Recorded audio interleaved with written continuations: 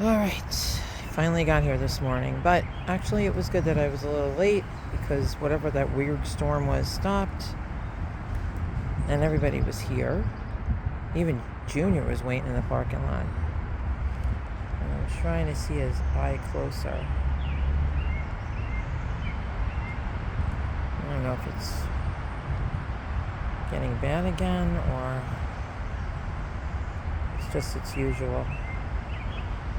I put so many cans of food there. I don't even know how many. There's I think I did 4 big ones and 4 small ones in dry food, and they're eating like they never ate before. June's watching for something inside here. I don't usually see June go over here.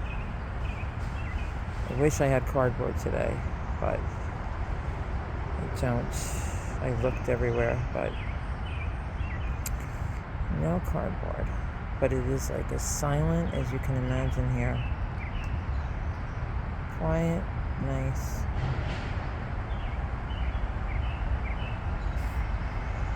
Poor little buddies.